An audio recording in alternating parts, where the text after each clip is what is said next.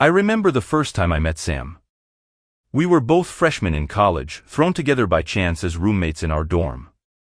From the moment we met, there was something about her that drew people in, her infectious laughter, her easy smile, her effortless charm. Sam was the kind of person who seemed to effortlessly glide through life, leaving a trail of admirers in her wake. Me? I was just Ashley. Not as outgoing, not as popular, not as pretty, not as anything, really. I suppose you could say I was always in Sam's shadow. And as much as I hated to admit it, there was a part of me that envied her. Envied her confidence, her charisma, and her ability to effortlessly capture the attention of everyone around her. But despite my envy, Sam and I became best friends. We shared everything, our hopes, our dreams, our deepest fears. We were inseparable, like two halves of the same whole. Or so I thought. Sam had always been obsessed with Instagram, constantly posting photos of our adventures together, our nights out on the town, our inside jokes, and shared memories. And like a dutiful friend, I would always double-tap those photos, leaving behind a trail of likes in my wake. But as time went on, I began to notice something strange. Sam's Instagram following was growing at an alarming rate, while mine remained stagnant. It was like no matter what I did, I could never quite catch up to her. And try as I might to push aside my feelings of jealousy, they only seemed to fester and grow stronger with each passing day. Then, one fateful night, everything changed. It was a Friday, and Sam and I had plans to meet up at our favorite coffee shop downtown. But when I arrived, Sam was nowhere to be found. I tried calling her, texting her, and even sending her a Snapchat, but there was no response. Panic began to bubble up inside me as I frantically scanned the crowded cafe, searching for any sign of my friend. And then, just as I was about to give up hope, I saw it, a single Instagram notification blinking on my phone screen. I opened the app, my heart pounding in my chest as I read the message that would change everything. Meet me at the old abandoned warehouse on 5th Street. I have something important to tell you. The message was from Sam, or at least, it appeared to be. But something about it felt off, like it was too formal, too impersonal, too calculated. And as I stared at the words on the screen, a cold shiver ran down my spine. Ignoring the warning bells screaming in my head, I made my way to the warehouse, my mind racing with a million terrifying possibilities.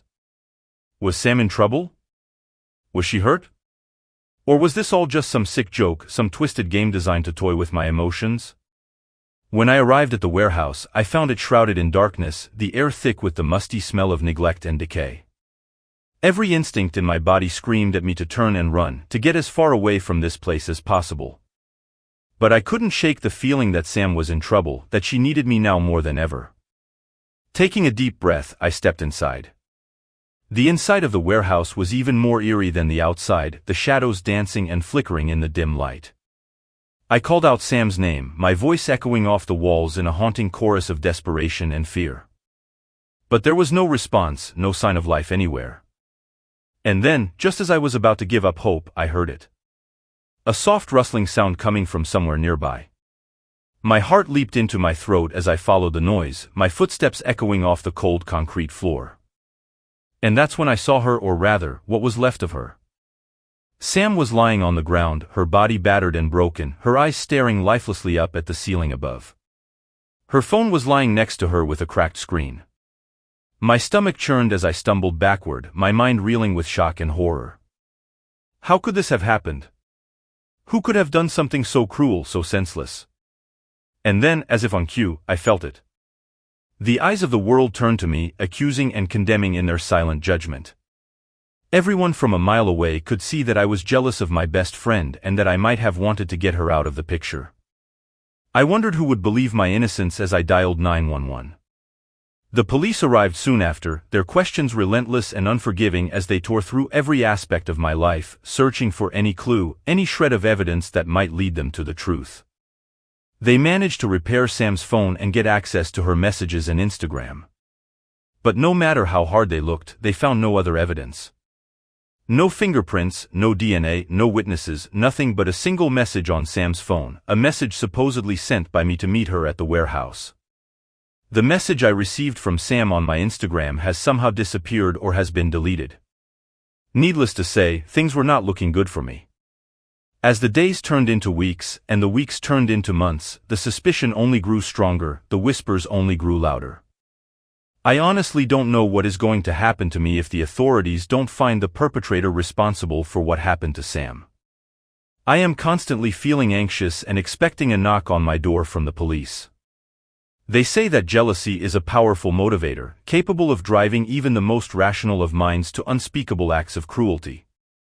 Even though I still proclaim my innocence to this day, I can't help but wonder, is it possible that I'm not as innocent as I seem? Hey guys. Please consider subscribing if you want more videos from us here at Frightfest Factory. Let's get back into it. I never thought a simple Instagram post could lead to such horror. It all started when I got my hands on a brand new car, a sleek black sedan that I had been dreaming of for years.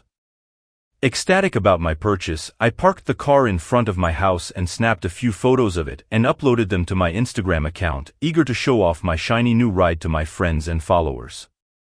Little did I know, that seemingly innocent act would spiral into a nightmare that I couldn't wake up from. Within minutes of posting the pictures, my phone began to buzz incessantly with notifications. Likes and comments poured in, everyone admiring my new car. But among the flood of positive reactions, there was one comment that caught my eye. It was from a Jack-in-the-Box username that I didn't recognize, simply stating, "Nice wheels, mind if I take them for a spin?" I chuckled at the audacity of the comment and replied with, "Sure, if you can catch me." I thought nothing more of it and went about my day. That night, as I lay in bed scrolling through my Instagram feed, I came across another comment from the same Jack-in-the-Box profile. This time, it was accompanied by a chilling message, "Challenge accepted. I'll be seeing you soon." Unease settled in the pit of my stomach, but I shrugged it off as a prank. After all, it was just an online stranger trying to get a rise out of me, right? Days passed without incident, but I couldn't shake the feeling of being watched. Every time I glanced out the window or walked to my car, I couldn't shake the feeling that someone was lurking nearby.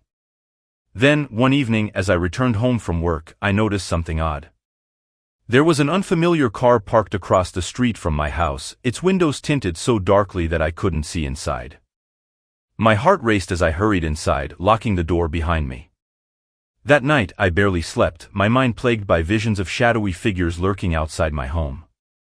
When morning finally came, I ventured outside cautiously, half expecting to find my new car missing from the driveway. To my relief, the car was still there, gleaming in the morning sun. But my relief was short-lived when I noticed something chilling. A smiley face scratched on the driver's side door, deep and jagged as if made by a key. My blood ran cold as I remembered the ominous comment on Instagram, the one about taking my wheels for a spin. Could it be possible that the same person had damaged my car? I reported the incident to the police, but without any concrete evidence or witnesses, there was little they could do. I blocked the Jack-in-the-Box account just in case of any further online harassment, but paranoia started to consume me. I started double-checking the locks on my doors, installing security cameras around my property, and avoiding social media altogether. But no matter how many precautions I took, I couldn't shake the feeling that I was being watched. Then, one fateful night, my worst fears were realized. I awoke to the sound of shattering glass, my heart pounding in my chest as I scrambled to grab a weapon. Creeping downstairs, I found the front door hanging open, the lock smashed to pieces. Terror seized me as I realized what had happened. Someone had broken into my home. With trembling hands, I dialed 911 and huddled in the corner of the living room, praying for help to arrive before it was too late. Minutes stretched into eternity as I waited, every creak of the floorboards sending shivers down my spine.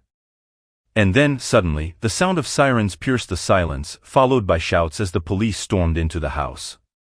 They found him in one of the other rooms, hiding in the closet, clutching my car keys in his hands. An older man with stringy gray hair and a twisted grin, his eyes gleaming with madness. I told the police about the Instagram messages and they questioned him. He confirmed to the police that he was the person behind the Jack-in-the-Box profile. As they dragged him away in handcuffs, I couldn't help but wonder, how had he found me? How had he known where I lived? And then it hit me like a ton of bricks, the breadcrumbs I had unknowingly left behind on Instagram. I stared at the photos of my new car in front of my house, the address standing out like a sore thumb. In my eagerness to share my life with the world, I had unwittingly invited danger into my home. These days I am more cautious, thinking twice before sharing every detail of my life online, because, in the age of social media, you never know who might be watching, waiting to turn your dreams into a living nightmare.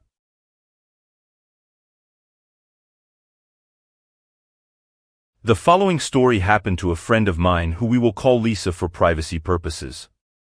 She stared at the Instagram post on her phone, her heart pounding in her chest. It was a post her friend Emma made an hour ago, and something about it sent shivers down Lisa's spine.